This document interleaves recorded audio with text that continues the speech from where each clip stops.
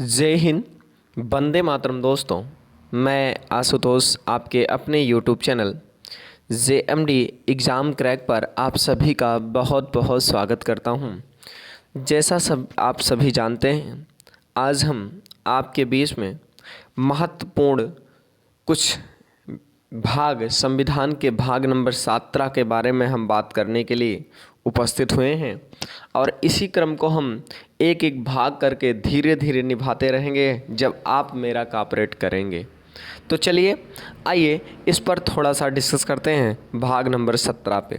चलिए डिस्कस करते हैं। पहले पॉइंट पर बात करते हैं, भारतीय संविधान के बारे में बात करना है। आज हम बात करने के लिए भारतीय संविधान में आए हैं और भारतीय संविधान के भाषा के बारे में बात करनी। किसके बारे में? भाषा के बारे में बात करनी है। सबसे राज्य भाषा के बारे में बात करनी है।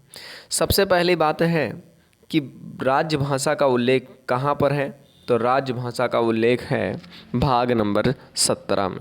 कहाँ पर है? भाग नंबर 17 में। और कहाँ से कहाँ तक अनुच्छेद किस में है? तो आप सभी लोग जानते हो 343 से 351 तक का उल्लेख है भाषा में। अब बात करते हैं अनुसूची। कौन सी अनुसूची में भाषा का उल्लेख है? तो अनुसूची नंबर 8 में भी भाषा का उल्लेख है। अनुसूची नंबर 8 में भी भाषा का उल्लेख है। पूछा जाए अनुसूची नंबर 8 में कुल कितनी भाषाएं हैं? पहले कितनी हैं का अब कितनी? तो 22 भाषाएं हैं। पहले कितनी थी? तो अब पहले 14 भाषाएं थी। अब किस संविधान संशोधन द्वारा कौन सी भाषा जोड़ी गई है? पहले इनके बारे में डिस्कस करते हैं। आइए देखिएगा, पहले ही बात आती है किस संविधान संशोधन द्वारा कौन सी भाषा जोड़ी गई। बात आता है पहले संविधान ये कौन सा संविधान है?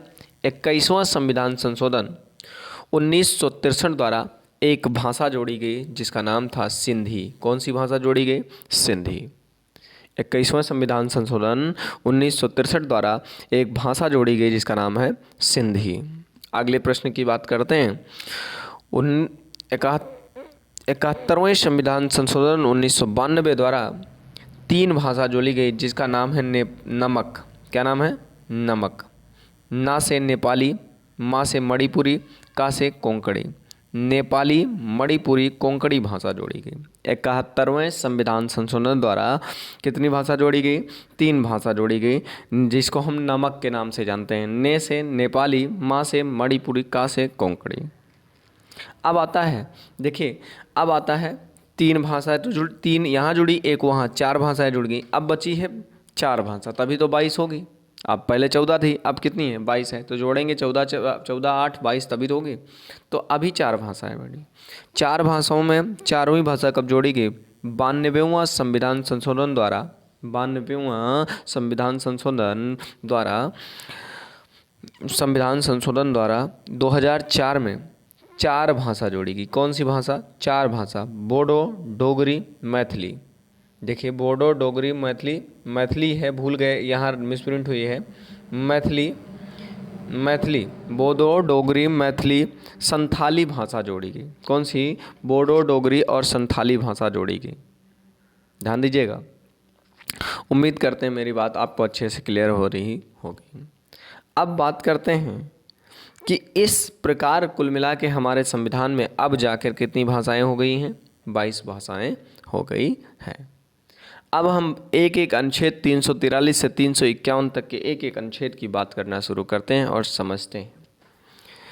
आइए चलते हैं पहले अनुच्छेद के बारे में, यानी अनुच्छेद नंबर 343 से डिस्कस करना शुरू करते हैं।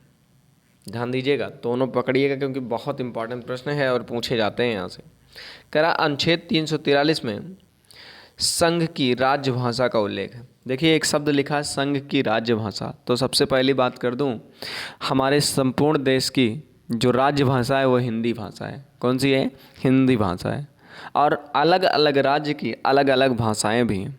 तो इसलिए पूरे देश की ना तो हमारे यहाँ कोई राष्ट्रभाषा नहीं, सारी राज्य भाषाएं हैं और सबसे ज़्यादा उपयोग करने वाली जो है भारत देश में भाषा है वो हिंदी है। उम्मीद करते हैं मेरी बात क्लियर हो गई होगी। अब अनुच्छेद नंबर 344 की बात करते हैं।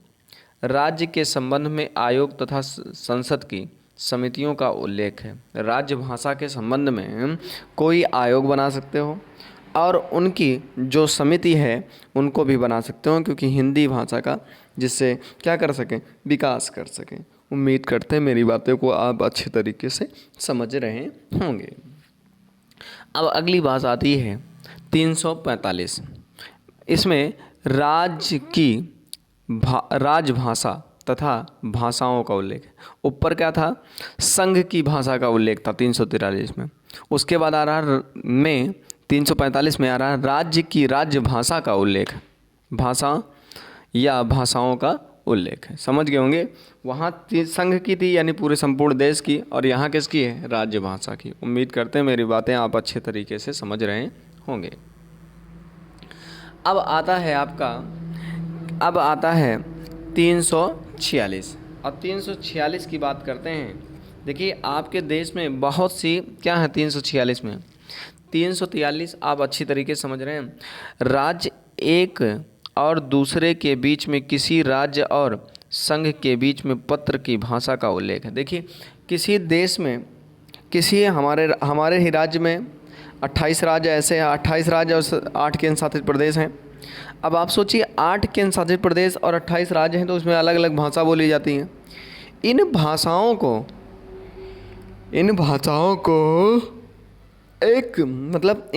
को अलग अलग बोली जाती है, तो कोई राज्य किसी दूसरे की भाषा ना समझ पाए, तो इसके लिए इनका एक भाषा का उल्लेख किया गया कि उस राज्य में उस राज्य के द्वारा जो भाषा उपयोग की जाती है उसका प्रयोग किया जाए।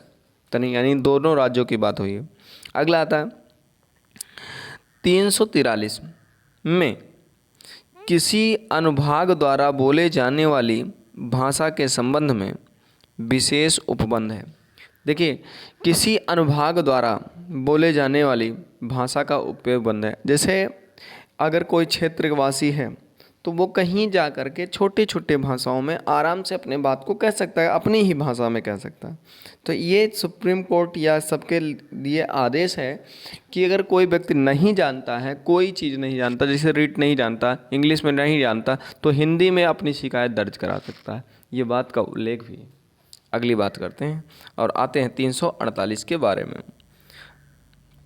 आइए, कह रहा अनुच्छेद 348 में उच्चतम न्यायालय तथा उच्च न्यायालय को में प्रयोग की जाने वाली भाषाओं का उल्लेख है।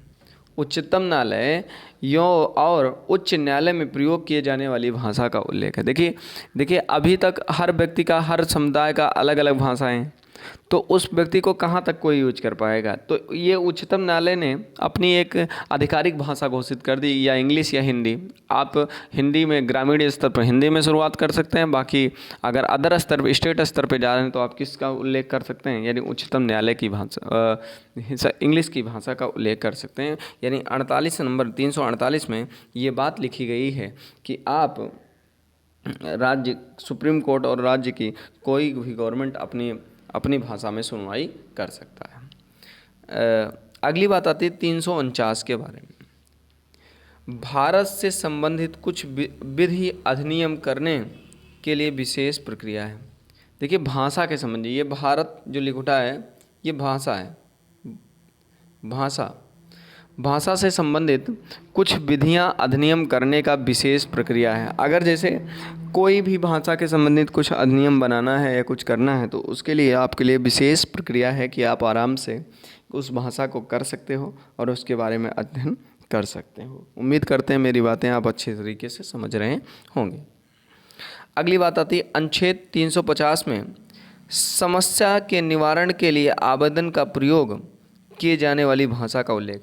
जैसे आप देखिए, आप यहाँ हैं या हम पढ़ा रहे हैं, हमारी भाषा आपको ना समझ में आए तो आप पढ़ेंगे नहीं पढ़ेंगे। वैसे अगर कहीं किसी भाषा को नहीं आता, जैसे राज्य की भाषा अंग्रेजी है और वहाँ हिंदी भाषी लोग हैं, और हिंदी भाषी लोगों को अंग्रेजी नहीं आती और उनके साथ कोई अनहोनी हो गई है, तो उसकी शिकायत करने के लिए क्या करेंगे, तो उसकी शिकायत करने के लिए ध्यान दीजिएगा, वो अपनी भाषा में उल्लेख कर सकते हैं। यानी उनको जो भाषा आती है शिकायत उसी भाषा में जाकर दर्ज करा सकते हैं। उम्मीद करते हैं बात क्लियर होगी। ये अनुच्छेद नंबर 50 हमें 350 हमें इसका उल्लेख देता है। अगली बात आती है 351।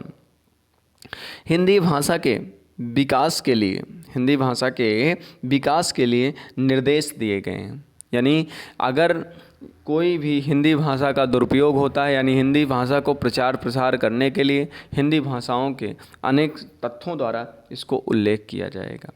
आपको आज ये मेरा छोटा सा प्रयास भाषा के बारे में कैसे लगा, आप कमेंट करके हमें ज़रूर बताइएगा, ताकि हमें ऐसे ही वीडियो बनाने के लिए और प्रोत्साहन मिलता रहे।